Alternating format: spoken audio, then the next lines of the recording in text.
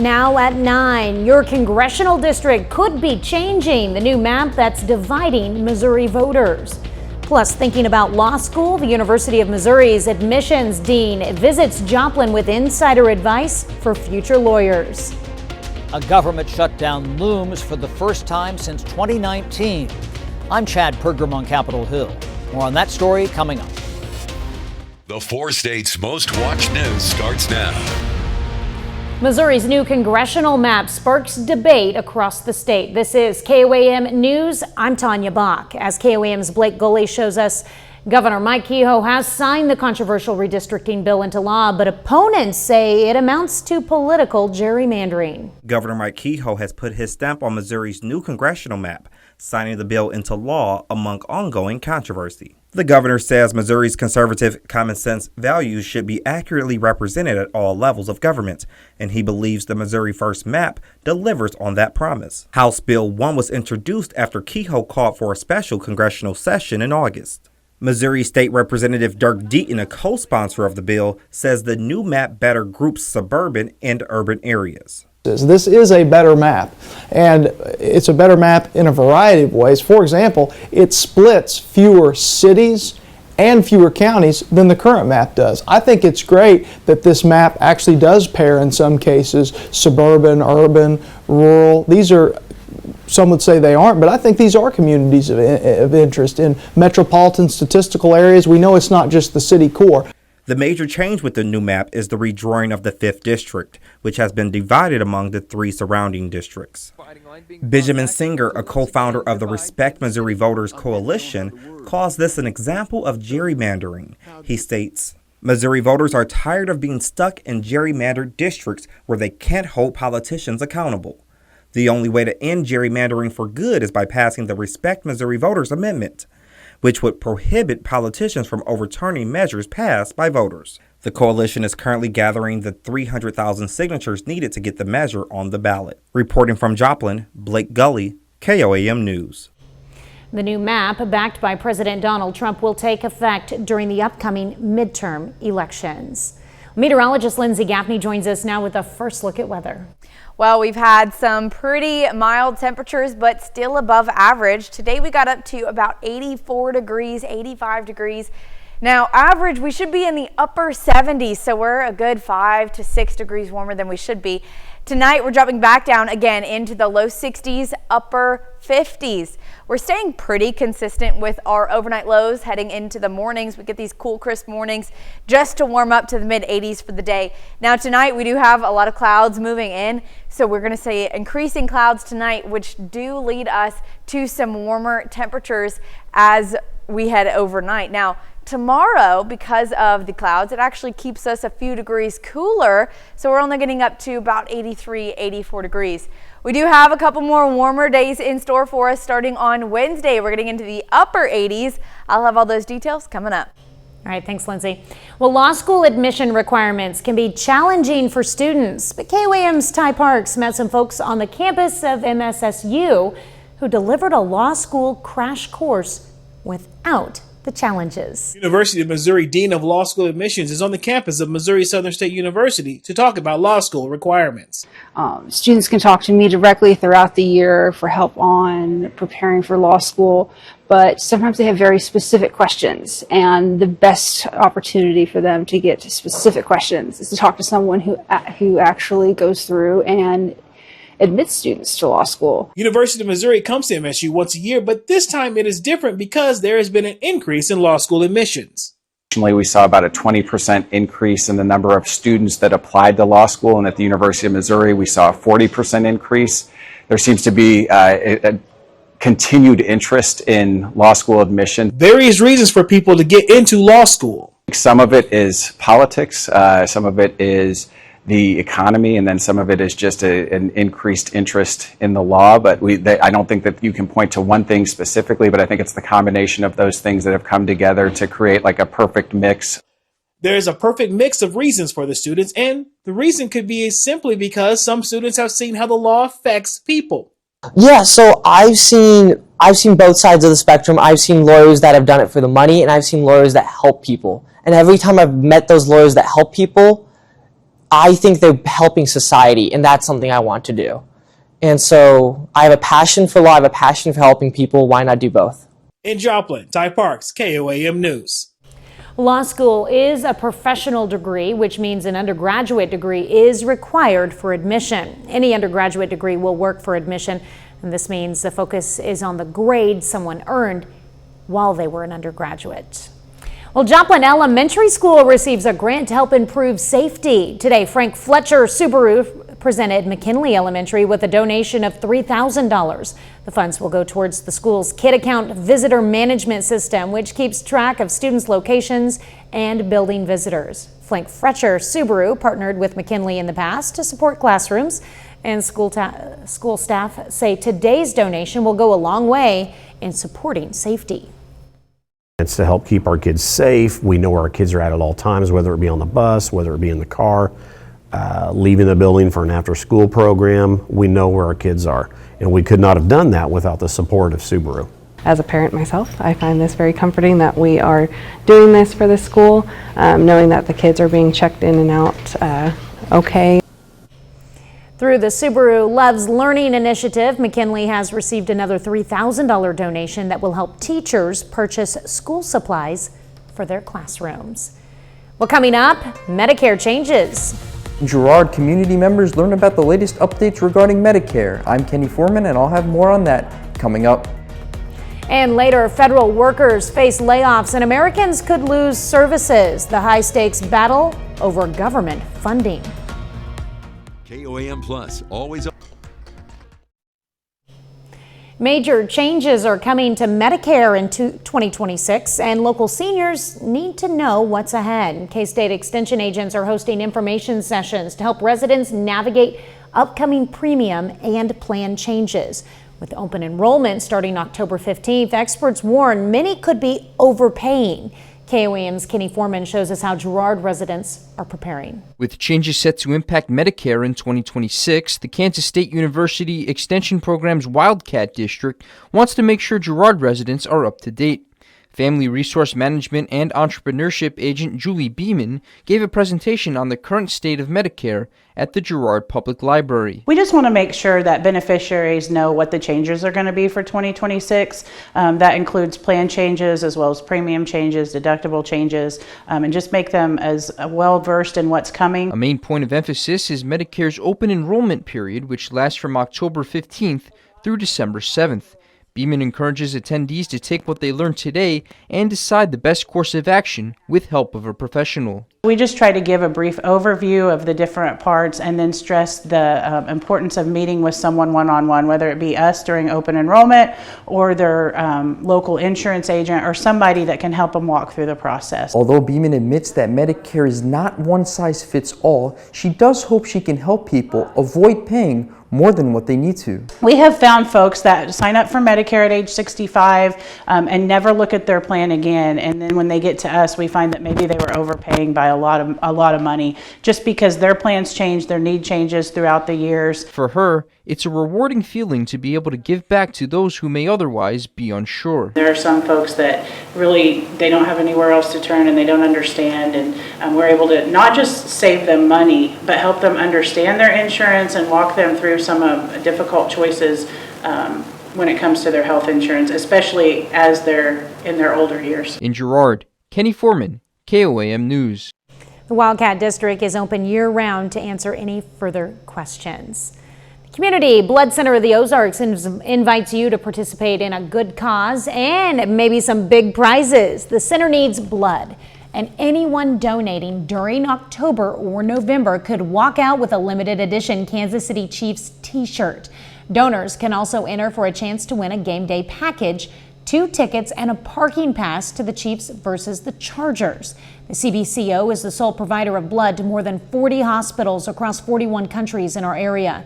Just head over to KOAMnewsnow.com for more information, including how to schedule an appointment. A large study of more than 1 million pregnant women finds the COVID vaccine is safe for expecting mothers. A Harvard analysis shows pregnant women who received the COVID shot not only had a 58% lower risk of being infected, they also had a lower risk of stillbirth and preterm birth. Researchers say the study confirms existing research. COVID vaccinations offer significant benefits to both mothers and newborns. And more pregnant women in the U.S. are choosing to have at-home births. Research by Cincinnati Children's found out-of-hospital births have doubled in recent years. The trend is most common among young, highly educated mothers and those who are more likely to have a higher body mass index. The American College of Obstetricians and Gynecologists advises against planned home births for higher risk pregnancies. Lindsay's next with a complete look at your forecast. And later, Congress has less than 48 hours to avoid a government shutdown. Why both parties are digging in their heels. Plus, the Center for the Arts. We've had some warmer temperatures these last couple of days.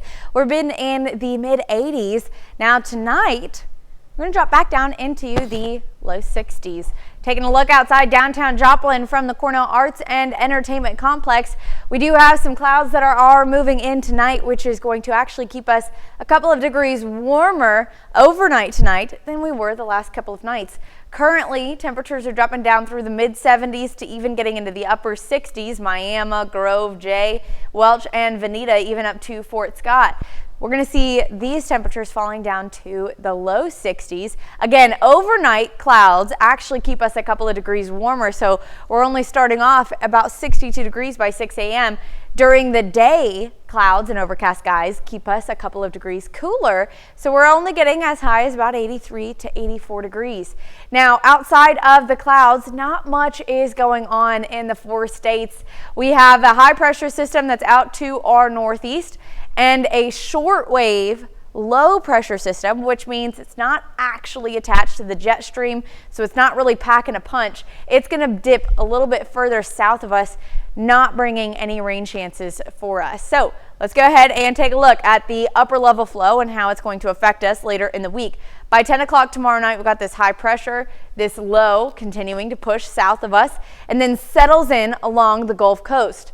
We do still have this isolated high pressure system just north of it. Now these are going to try and compete pretty much. We've got another high pressure system that's setting up over the southwest. This low does eventually win, and it splits the high pressure system. So we've got a high that now pushes out to the east and a high that again settles in the 4 states and in the southwest.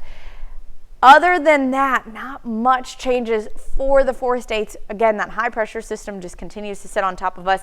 Low settles in to the south. And then we have a secondary low. Now this is a part of the jet stream. As you can see, it's not quite cut off. That's going to make it away over the weekend and into the start of the week, finally bringing us some rain chances, which we need it. We're in a moderate drought, Missouri, and even creeping into the southeastern Kansas side down to Miami. So we haven't seen any rainfall in quite some time. Our next chance, because of that low pressure system that sets in over California, doesn't move into the area until we get into Tuesday and Wednesday. We're going to have isolated storm chances here. You can see by Wednesday afternoon, we could see a couple isolated 1 or 2 storms. And then the front really pushes in once we get into Wednesday evening from Arkansas. And that brings us a little bit more chances of rain again Tuesday, Wednesday, and even into Thursday. Until then, though, we've got a long stretch, about 7 to 10 days of pretty warm and mostly sunny conditions with high temperatures mid to upper 80s. Like seeing those cooler temperatures. Coming up next, a father describes the terrifying moment a gunman crashed into their church and started shooting. After the deadly shooting at a Mormon church in Michigan, everyone inside the church has been accounted for, but when it comes to the motive, there are still a lot of questions. I'm Carolyn Elliott in Grand Blanc, Michigan, with the latest details coming up. Green Day's American Idiot. Well, just 1 day to go until the government shuts down if Congress cannot pass a spending bill before midnight tomorrow. The impasse between Democrats and Republicans has each side blaming the other if the shutdown comes to pass. Fox News senior congressional correspondent Chad Pergram has more. A high-stakes meeting between bipartisan congressional leaders ahead of a looming government shutdown. Republicans want to renew all current funding without add-ons, but the bill needs 60 votes to overcome a Senate filibuster. Democrats are using their leverage, asking for guarantees on health care benefits. This is a five-alarm fire in terms of the Republican-caused health care crisis. And that's why Democrats are determined to turn things around. The White House signaled it's not willing to budge on that front. Now is not the time to try to get political points against Donald Trump. Now is the time to do right by the American people and keep the government funded. A coalition of federal unions demand that Democrats stand their ground. The group represents workers who'd be at risk of layoffs during a shutdown. But Republicans warn those job cuts could be permanent. Chuck Schumer said a few months ago that a government shutdown would be chaotic, harmful, and painful. He's right, and that's why we shouldn't do it. Democrats say their demands are reasonable. Why can't they at least reverse the harshest Medicaid cuts that are going to raise health insurance premiums for those getting health insurance through their employers? Not expensive and enough to take a little bit of heat off the middle class. Most government agencies not tied to the military or national security must shut down once funding expires early Wednesday morning. They can't operate without direction from Congress. On Capitol Hill, Chad Pergram, Fox News. Well, coming up next, just in time for holiday shopping, Target rolls out game-changing checkout stations nationwide. Come jam with us. Target creates a new aid for the visually impaired shopping in its stores to help speed them through checkout. Now, Target says it's developed first-of-its-kind self-checkout stations for people with visual and other motor impairments. The stations were fashioned through a partnership with technology company ELO and the National Federation of the Blind. The new checkout options have features such as braille and high-contrast button icons, a headphone jack with volume controls for audio aid, an info key, and custom tactile controller. Customers can hear every screen and payment prompt to let them check out independently. Several types of corn dog products are under recall for potentially containing pieces of wood in the batter. The Agriculture Department says multiple State Fair corn dogs on a stick and Jimmy Dean pancakes and sausage on a stick have been recalled because pieces of wood were found in some of the products. The recall includes 58 million pounds of corn dog and sausage on a stick products. Food producer Hillshire reports multiple complaints from consumers, including 5 injuries linked to the issue.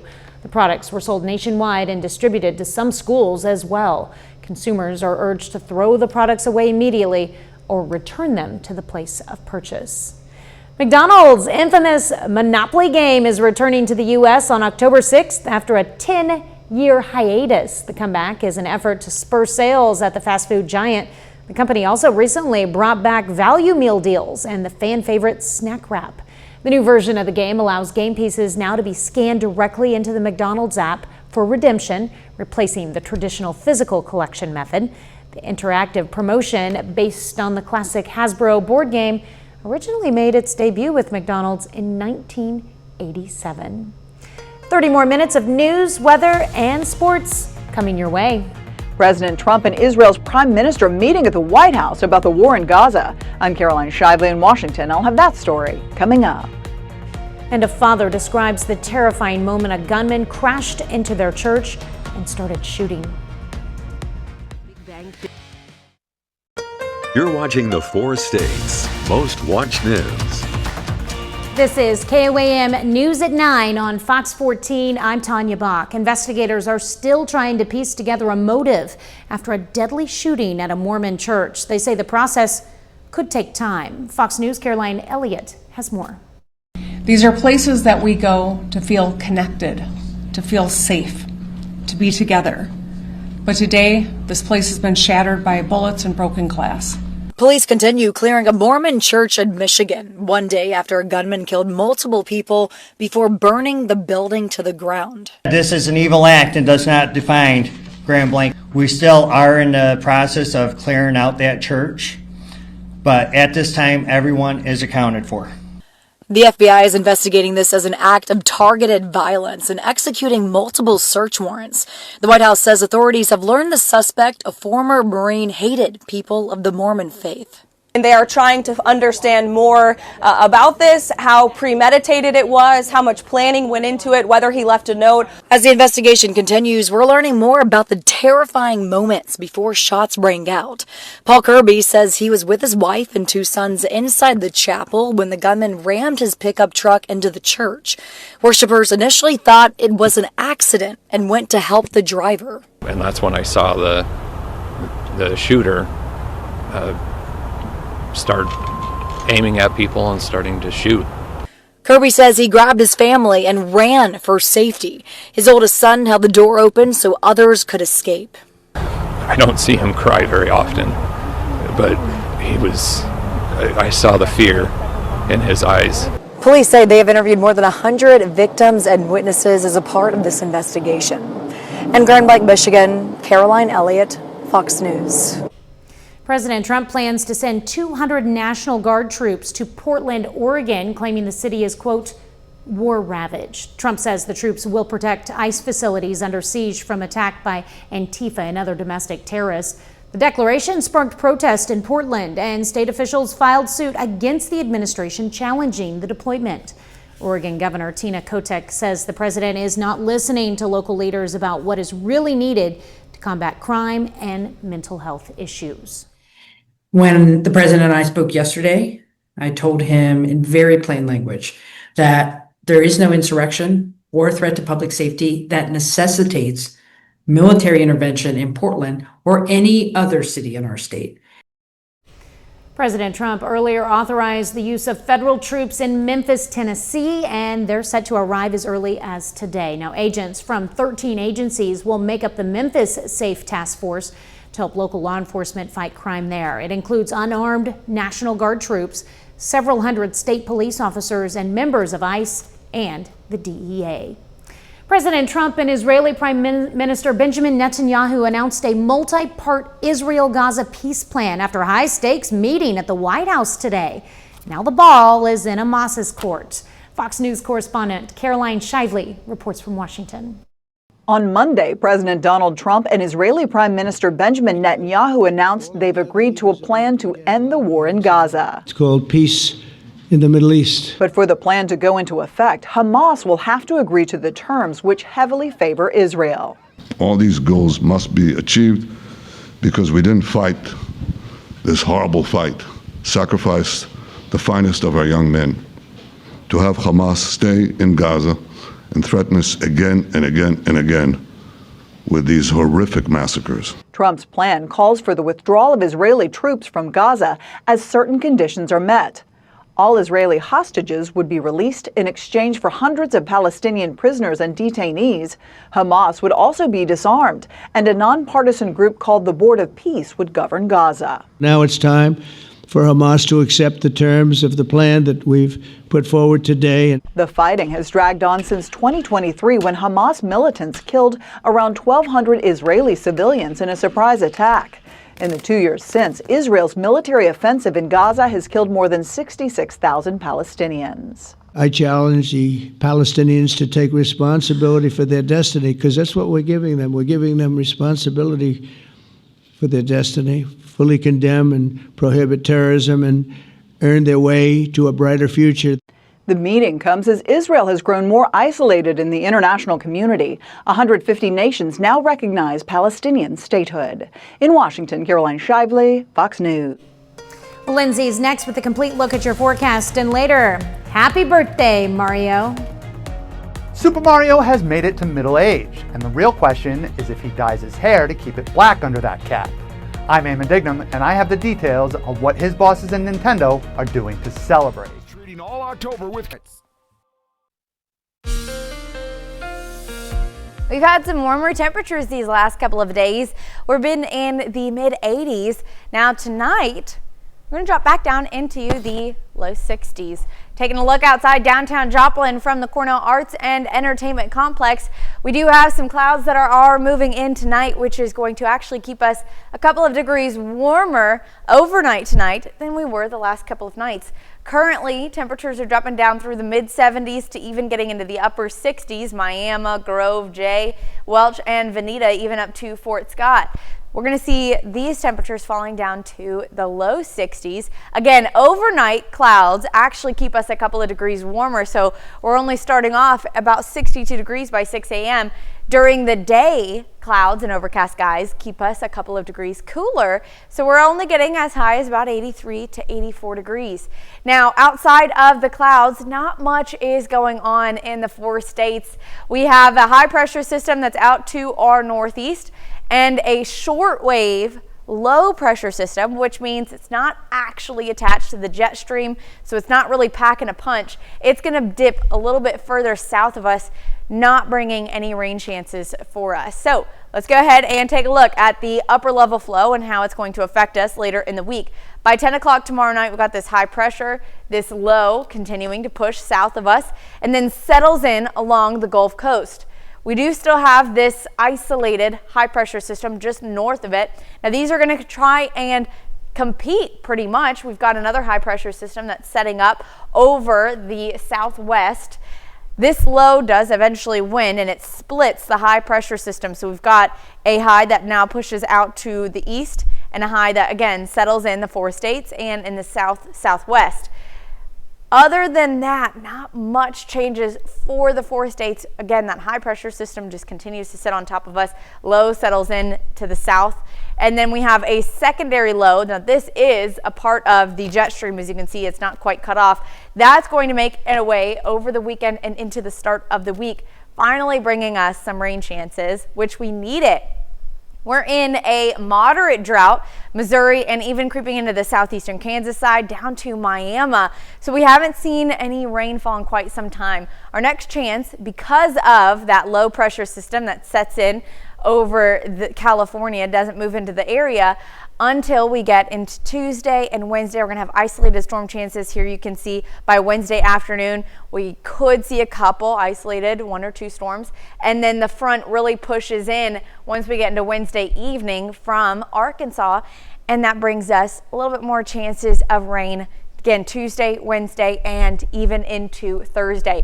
Until then, though, we've got a long stretch, about 7 to 10 days of pretty warm and mostly sunny conditions with high temperatures mid to upper 80s. All right, thanks, Lindsay. Sounds like it's getting closer to fall weather, and if you're looking for events right here in the 4 states but don't know where to turn, we've got you covered. This handy QR code will take you straight to the events page of our website. That's KOAMnewsnow.com. Just scan it with your phone and you'll find information on all kinds of family fun events, including plenty of information on fall festivals and spooky haunted houses. The events page at KOAMnewsnow.com. Still ahead, we announce our Performance of the Week winner from Friday Night Football. Plus, get a closer look into the Chiefs' big win against the Baltimore Ravens. Ben McLeish has those stories and more up next in sports.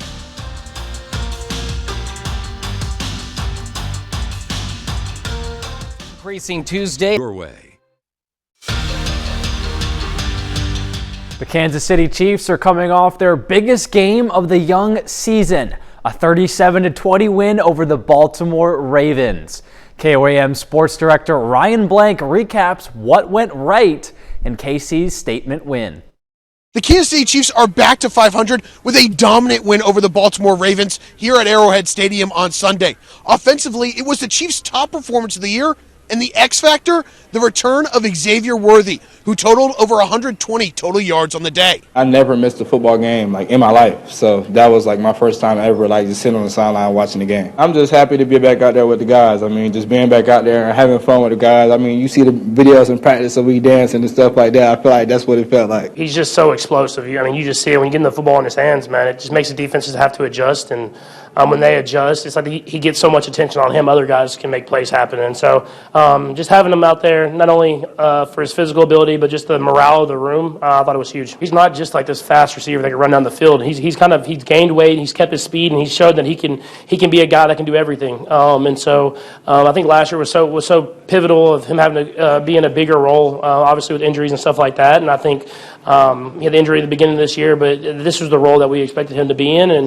he showcased it today. While Worthy was the highlight, leading the way in rushing and receiving for Kansas City. Everyone seemed to get involved in this one, as Patrick Mahomes connected with 4 different receivers for scores in the win, becoming the fastest quarterback ever to 250 career passing touchdowns. I think guys they executed well, and the offensive line blocked extremely well. And when that happens, you can get the football out and let guys make plays. And we had a good job as far as scheme. I knew where to throw the ball on time, and other than a few plays, I think at the beginning of the game, I thought we did a great job executing the whole day. That's just Pat day in and day out. I feel like we're just going to keep growing. I mean, that's just the chemistry that we built and the chemistry that he's building with Taekwon. The chemistry he's building with Hollywood, too. I mean, it's only our second year and first year, so just keep building that chemistry and keep stacking. A key for the Chiefs in this one came up front with the offensive line, leading the way in the trenches. After the game, Mahomes and head coach Andy Reid credited the O-line with their performance and development as a unit. Did a great job, run and pass. I mean, when they play like that, it makes my job a lot easier. And so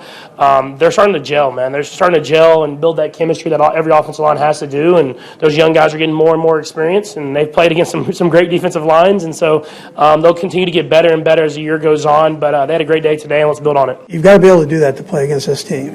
You've got to be able to handle the front part of it. And I thought the guys did some good things. Entering this week, Chiefs defensive coordinator Steve Spagnuolo emphasized the need to get turnovers to stop this Ravens offense, and once again, his unit stepped up, forcing 2 Lamar Jackson takeaways. One of the big plays and top highlights from this Chiefs win came on the Ravens' second drive, as linebacker Leo Chenal recorded his first career interception, and it only took one hand. Leo, he's a special individual. We asked Leo to do a lot for us. Sometimes you may see him line up as a shade.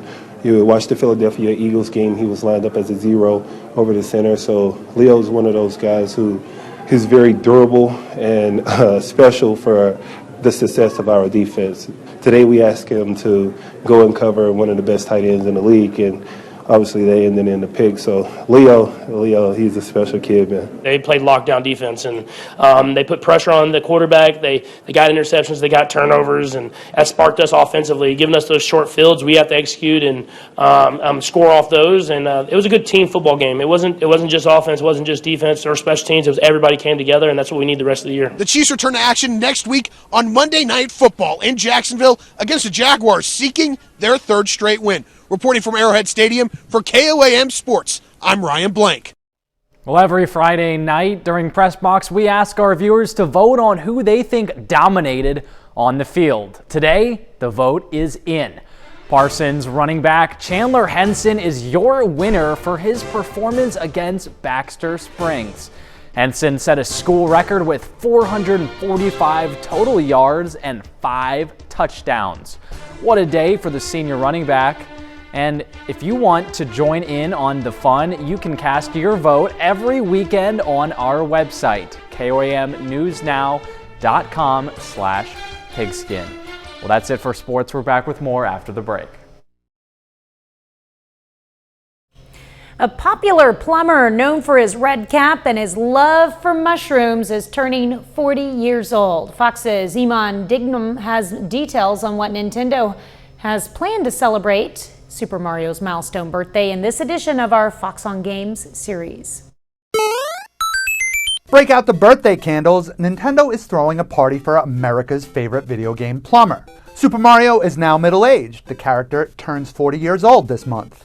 Although some purists out there say he's even older since previous iterations precede his expedition and resettlement into the Mushroom Kingdom. First shown in 1981's Donkey Kong, then known as Jumpman, Mario became Super in 1985 on the Nintendo Entertainment System. And since then, he's never looked back, spawning a live-action movie in 1993 and a blockbuster animated film in 2023. Nintendo is marking the birthday by announcing re-releases of both Super Mario Galaxy games and a new movie based on that series too. Nintendo will also sponsor the Kyoto Marathon in 2026, with Mario himself present to cheer on the attendees. Speaking of Japan, at the Nintendo Museum there, attendees will receive special 40th anniversary themed tickets, available until September of next year. And a special light display will start in December of 2025. And the party doesn't stop there. We're also waiting on updates to Super Mario Bros. Wonder, a new Yoshi-themed game, and some new physical items, like amiibos revolving around the Mario franchise. And to make sure you're up to date on all the Super Mario news, subscribe to the Fox on Games podcast. We'll report any new updates as soon as they happen. In New York, Eamon Dignam, Fox News. Well, Fox's hit medical drama Doc returns for season 2. Molly Parker breaks down her challenging role as a doctor with memory loss. Up next. Fox's hit series Doc is back with season 2. Star Molly Parker joins us to talk about the success of the first season of the show, how they're following it up, diving into her character, and doing her first medical drama. Here's Fox's Ashley Dvorkin. Why is she here? Dr. Larson will be assisting me today with your case. Well, I don't want her here. Fox's Doc is back on call with Molly Parker as Dr. Amy Larson, piecing together her past while getting back to work at the hospital. How does it stand out to you, like compared to other characters that you've done? She's her own woman, that's for sure. I definitely think I've always been attracted to the characters we meet in that moment when they lose everything, and that was true in like Deadwood, a show I did years ago on HBO, and it was true in Lost in Space, and it's definitely true in this one. We kissed. Amy's memories do start to return, while a love triangle and a former mentor at the workplace add plenty of drama. Parker has loved diving into the intricacies of the show. I haven't done a procedural before, I haven't done a medical show before. The thing that was really attractive to me was just how complex this woman was. It's really the scenario. Because she has lost this memory, we get to see her, all these different aspects of her before the accident, after the accident. At this point in the series, there's a comfort level, including with writers incorporating more of Parker into the character. I think the best writers definitely do that. I think the best writers, television writers especially, because you're evolving over time. It's going to evolve based on what kind of chemistry people have and how things feel once they've shot the scenes. And I know that that's happening to some degree, but you don't want it to mirror life too much. Of course. Yeah. Well, you look fantastic. Can't even tell you were in a car wreck. I have to be inside my head for that. In Hollywood, Ashley Dvorkin, Fox News. Well, Doc airs on Tuesday nights. And that's our time for tonight. Thank you for joining us. We're going to leave you with video of a grizzly bear cooling off at the Oakland Zoo. Have a great night and an even better tomorrow.